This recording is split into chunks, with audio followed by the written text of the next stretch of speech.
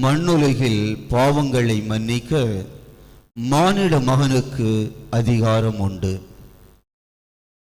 இயேசுவில் அன்பார்ந்தவர்களே, இன்றைய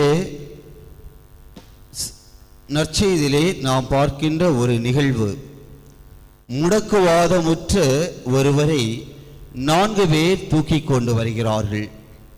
பொதுவாக 4 பேர் ஒருத்தர் தூக்கிட்டு போகிறோன்னு சொன்னோம்னா என்ன சொல்லுவாங்க?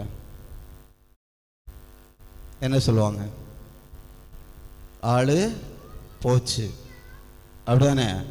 பாடையில் 4 பேர் தூக்கிட்டு போகும்போது இறந்த ஒருவரை தூக்கி கொண்டு செல்வதாக சொல்வார்கள். ஆனால் இங்கு நாம் பார்க்கின்ற ஒன்று, 4 பேர் இணைந்து முடக்குவாதமுற்ற ஒருவரை தூக்கி கொண்டு இயேசுவை நோக்கி வருகின்றார்கள். அவ்வாறு அவர்கள் வருகின்ற அந்த ஒரு தருணத்திலே அங்கு பல மக்கள் கூடி இருக்கின்றார்கள். ஆகவே அவர்களால் இயேசுவை சென்று அடைய முடியவில்லை. எப்படியாவது இவருக்கு உடல்நலம் பெற்றுக் கொடுக்க வேண்டும் என்பது யாருடைய நம்பிக்கை? இதுல அவர்களுடைய நம்பிக்கையை கண்டு அப்படின்னு சொல்லி ஆண்டவர் சொல்றாரு. யாருடைய நம்பிக்கை? அந்த 4 பேருடைய நம்பிக்கை. ஏன்னா இவங்க 4 பேரும் அவரை அழைத்து வருகிறார்கள். ஆனால் அவர்களால் இயேசுவின் அருகிலே செல்ல முடியவில்லை. அதோடு அவர்கள் நின்று விடவில்லை.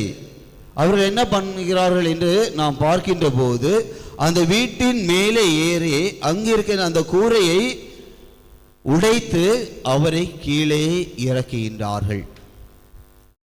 அப்படியானால் இந்த 4 பேரும் எவ்வளவு நம்பிக்கை கடவுள் மீது வைத்திருந்தார்கள். ஒரு சில நேரத்தில் அவர்கள் நினைச்சிருக்கலாம், இவ்வளவு தூரம் வந்துட்டோம், இன்னும் முடியலையே, இவ்வளவு பெரிய கூட்டம் இருக்கும்போது நாம எப்படி கொண்டு போறது, இன்னொரு நாள் பார்த்துக்கோ அப்படின்னு சொல்லிட்டு அவர்கள் திரும்பி கூட போயிருக்கலாம். ஆனால் அவர்கள் அதை செய்யவில்லை. மாறாக இவருக்கு எப்படியாவது நாம் நல்ல ஒரு உடல்நலை பெற்றுக் கொடுக்க வேண்டும் என்ற ஒரு நம்பிக்கை அவர்களிடம் இருந்தது. ஏனென்றால் இயேசுவால் எல்லாம் முடியும் என்ற செய்தி மக்களிடையே பரவி இருந்தது. ஏனென்றால் நேற்றைய நற்செய்தியிலே நாம் பார்க்கின்றோம், தொழுநோயாளி ஒருவன் தான் நலம் பெற்றதை எல்லா மக்களுக்கும் அறிவிக்கின்றான். பார்க்கின்ற எல்லா மக்களுக்கும் கிறிஸ்துவை பற்றி அறிவிக்கின்றான். ஆகவே எல்லா மக்களும் அதை ஏற்றுக்கொள்கிறார்கள்.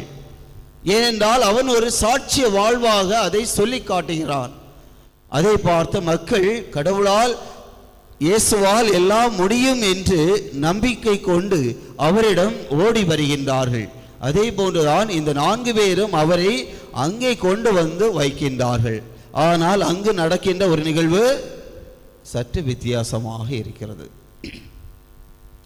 உடல்நலம் இல்லாதவர், அங்கதான் அடுத்த ஒரு பிரச்சனை தொடங்குது. இயேசு என்ன சொல்லி குணப்படுத்துறாரு? உன் பாவங்கள் மன்னிக்கப்பட்டன. ஏன் கடவுள் ஒரே இதில் சொல்லியிருக்கலாமே, உன்னுடைய நோய் நீங்குக, நீ எழுந்து போன்னு சொல்லலாமே. ஏன் அவர் அதை சொல்லணும்? உன்னுடைய பாவங்கள் மன்னிக்கப்பட்டன என்று ஏன் அவர் அதை சொல்ல வேண்டும்? எதற்காக உன்னுடைய பாவங்கள் மன்னிக்கப்பட்டது என்று அவர் சொல்லுகின்றார்? ஏனென்றால் முதலிலே நாம் பார்க்கின்ற ஒன்று, அந்த காலத்தில் யாராவது ஒரு கொடிய ஒரு நோயினால் பாதிக்கப்பட்டார்கள் என்றால் அது அவர்கள் செய்த பாவத்தின் விளைவாக கடவுள் கொடுத்த ஒரு தண்டனை. கடவுள் கொடுத்த ஒரு தண்டனையாகத்தான் பார்க்கப்பட்டது. ஆகவேதான் இவன் முடக்குவாதம் உற்று அவன் கஷ்டப்படுவது அவனுடைய பாவங்களினால், அவனுடைய பாவத்தினால் இவன் இவ்வளவு பெரிய கஷ்டத்தை பட்டு கொண்டிருக்கிறான் என்பது யூத மக்களிடையே இருந்த ஒரு மூட நம்பிக்கை. அதை அடித்து ஒடைச்சு வெளியே கொண்டு வர்றாரு. யாரு? இயேசு. ஆனால் அதே நேரத்தில் இயேசு தான் யார் என்பதையும் அவர் சொல்றார். தான் யார் என்பதையும் அந்த மக்களுக்கு வெளிப்படுத்துகின்றார். ஏன்னா பல இடங்களில் பார்த்தீங்கன்னா மக்கள் தான் சொல்லுவாங்க இவர் மெஸ்ஸியா, சீடர்கள் சொல்லுவாங்க இவரே மெஸ்ஸியா என்று, யோவான் சொல்லுவார் இவரே ஆட்டுக்குட்டி என்று அவரை சொல்லுவார். அதே போன்று பேய்களும் இவரை பார்த்தோன்னு சொல்லும், நீரோ இறைமகன், உமக்கு இங்கு என்ன வேலை என்று அவர்கள் எல்லாருமே காட்டும். ஆனால் இயேசு ஒரு இடத்துலையும் இறைமகன் சொல்லிட்டு சொன்னது கிடையாது. ஆனால் இந்த ஒரு பகுதியில் பார்க்கும்போது மானிட மகனுக்கு பாவங்களை மன்னிக்கிற உரிமை இல்லையா? அப்படி என்றால் நான் மன்னிக்கிறேன் என்றால் நான் யார்? நான் யார்?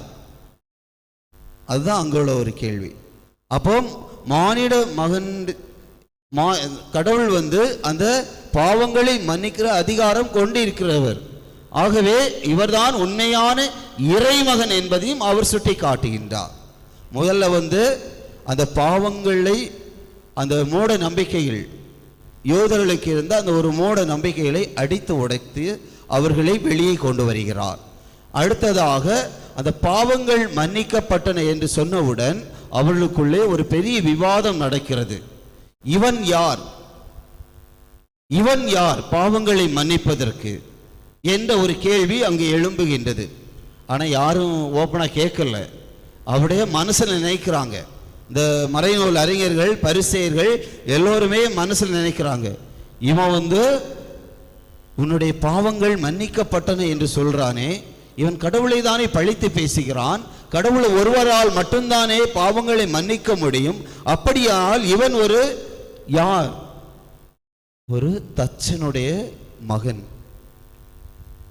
அப்படி இருக்க இவனால் எப்படி பாவங்களை மன்னிக்க முடியும் என்கின்ற ஒரு வாக்குவாதம் அவளுக்குள்ளே எழும்புகின்றது. ஆனால் யாரும் தைரியத்தோட கேட்க முடியல.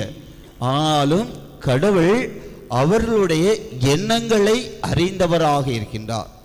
அவங்க மனசுல நினைச்சத கடவுள் அதை அறிந்து கொண்டு அவர்களுக்கு சொல்லுகின்றார். உங்கள் உள்ளங்களில் இவ்வாறு எண்ணுவது ஏன்? முடக்குவாதமுற்ற இவனிடம் உன் பாவங்களை மன்னிக்கப்பட்டன என்பதா, எழுந்து உன் படுக்கையை எடுத்துக்கொண்டு நட என்பதை அவர் சொல்கின்றார். நான் உனக்கு சொல்கிறேன், நீ எழுந்து உன்னுடைய படுக்கையை எடுத்துக்கொண்டு வீட்டுக்கு போ என்று அவனிடம் சொல்கின்றார். அப்படியானால் இவருடைய பாவங்களை மன்னிக்க கடவுளால் ஒருவராலே முடியும். அப்படி என்றால் இவர் யார்? இவர் உண்மையாகவே மெஸ்ஸியா, இவரே இறைமகன் என்பதை அவர் எடுத்து காட்டுகின்றார். நானே இறைமகன், கடவுளிடம் இருந்து வந்தவன், பாவங்களிலிருந்து மக்களை மீட்டெடுக்க வந்தவன் என்பதை இயேசு அங்கு தெள்ள தெளிவாக அவளுக்கு சொல்லுகின்றார். ஆகவேதான் அவர் அங்கு இருக்கின்ற எல்லா மக்களுக்கும் மெஸ்ஸியாவாக காட்டப்படுகின்றார். அவர்களும் பல மக்கள் அவரை மெஸ்ஸியாவாக ஏற்றுக்கொண்டாலும் பல நேரங்களில் இந்த யூதர்களுடைய சட்ட திட்டங்களுக்கு அவர்கள் கட்டுப்படுகின்ற வேளையில் அதை அவர்களால் வெளியே காட்ட முடியவில்லை. இருந்தாலும் பல பேர் இவர் உண்மையானவே இறைமகன், இவரிடம் நாம் செல்லுகின்ற வேளையில் அவர் நமக்கு நன்மைகளை பல செய்வார் என்று அவர்கள் விசுவசித்தார்கள். அவருடைய விசுவாசம் மெய்ப்படும் விதமாக அவர்களுக்கு பல நன்மைகளையும் கடவுள் செய்கின்றார். ஆகவே மற்றவருடைய உள்ளங்களை அறிந்த கடவுளாகவும் இருக்கின்றார். ஆகவே நாமும் கடவுளிடம் நாம் ஜெபிக்கின்ற வேளையில் நம்முடைய உள்ளங்கள் எவ்வாறு இருப்பது என்பதை அறிந்து நாம் வேண்டுகின்ற அந்த வேண்டுதலையும் இறைவன் நமக்கு கொடுக்கின்றார். ஏன்னா நம்முடைய ஜெபங்கள் எவ்வாறு இருக்கின்றன. பலருடைய ஜெபங்கள் நான் பார்க்குறோம். ஒரு சிலர் அவங்களுடைய தேவைகளுக்காக ஜெபிப்பார்கள், ஒரு சிலர் மற்றவருடைய தேவைகளுக்காக ஜெபிப்பார்கள். ஆனால் அதே வேளையில் அந்த வேளையில் நம்முடைய உள்ளம் எவ்வாறு இருக்கிறது? வார்த்தைகள் அதிகமாக இருக்கலாம், கடவுளை போற்றுவது போன்றும் கடவுளை புகழ்வது போன்றும் இருக்கலாம். ஆனால் உன்னுடைய உள்ளம் என்ன சொல்லிக் கொண்டிருக்கிறது? நீ கடவுளிடம் ஜெபிக்கின்ற அந்த வேளையில் உன்னுடைய வாயிலிருந்து வருகின்ற அந்த வார்த்தைகளுக்கு உன்னுடைய உள்ளம் எவ்வாறு இருக்கின்றது? அதைத்தான் கடவுள் சொல்லுகிறார், அவருடைய உள்ளங்களை அறிந்தவராக, அவர்கள் என்ன எண்ணுகிறார்கள் என்பதை அறிந்தவர்களாக அவளுக்கு பதில் அளிக்கின்றார். அதே போன்றுதான் நீங்கள் முழு நம்பிக்கையோடு நல்லவற்றையே எண்ணிக்கொண்டு நீங்கள் ஜெபிக்கின்ற வேளையில் உண்மையிலேயே கடவுள் உங்களுக்கு நன்மைகளை வாரி வழங்குவார். ஆகவே அந்த ஒரு நம்பிக்கையோடு நாம் இறைவனிடம் ஜெபிப்போம். இறைவன் என்றும் நமக்கு துணையாக இருப்பார். ஆமேன்.